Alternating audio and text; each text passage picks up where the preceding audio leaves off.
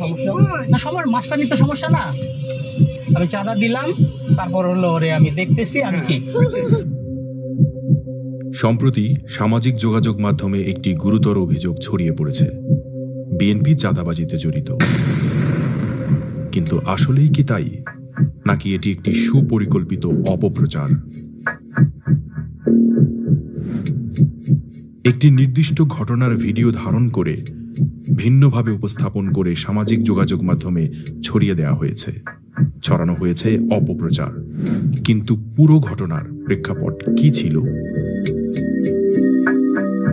ভিডিওতে পরিষ্কার দেখতে পাচ্ছেন এখানে গাড়ি পার্ক করা হয়,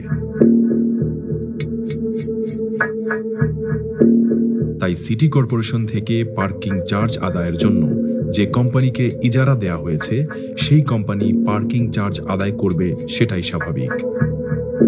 প্রত্যক্ষদর্শী ও দায়িত্বরত ব্যক্তিদের কাছ থেকে আমরা জানতে পারি, গাড়ির চালক পার্কিং চার্জ পরে দিবে বললেও চার্জ না দিয়েই চলে যাচ্ছিল।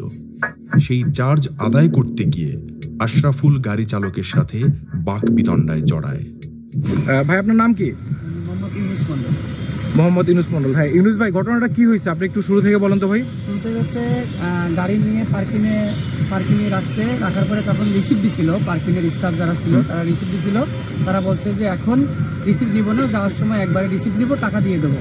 কিন্তু ওনারা কিছুক্ষণ পরে যখন চলে যাওয়া অবস্থায় তারা রিসিভ দিতে গেছে এবং টাকা চাইছে, তারা দেয় নাই এবং গাড়িটা টান দিয়ে চলে যাচ্ছিল এবং আরেকটা স্টাফ সামনে গিয়ে তখন তার কাছে দাঁড়ানোর পরে টাকা চাইছে। তখন তর্ক বিতর্ক হওয়ার পরে এক পর্যায়ে তারা এটা ভিডিও করছে, ভিডিও করে এদেরকে বলছে এরা চাঁদাবাজ, এরা চাঁদা নিচ্ছে। ভাই এইখানে কি কতদিন থেকে এই পার্কিং থেকে টাকা তোলা হয়, আর এটা কি কেউ চাঁদাবাজি করে নাকি এটা সিটি কর্পোরেশন থেকে ঘোষিত পার্কিং এরিয়া? অনেকদিন থেকে সিটি কর্পোরেশন থেকে অনুমতি নিয়েছে, এরা রিসিভ দিয়ে করে পার্কিং এর ট্রেন। আচ্ছা, সিটি কর্পোরেশন থেকে ঘোষিত পার্কিং এরিয়া এবং এইটার ইজারাদার স্পষ্ট লেখা আছে জেডএস এন্টারপ্রাইজ। এইখানেই গত 12 তারিখে ওই গাড়িটা পার্ক করা হয়, যেটাকে চাঁদাবাজি বলে প্রচার করা হচ্ছে।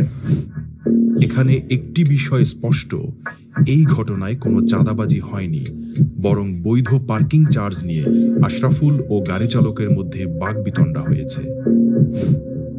একটি নির্দিষ্ট গোষ্ঠী বিএনপিকে মিডিয়া ট্রায়ালে ফেলার জন্য পুরো ঘটনাকে চাঁদাবাজি হিসেবে উপস্থাপন করেছে।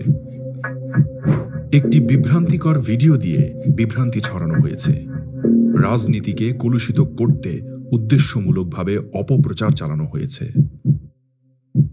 সতর্ক থাকুন, বিশ্বাস করার আগে যাচাই করুন, সত্য জানুন, সঠিক থাকুন।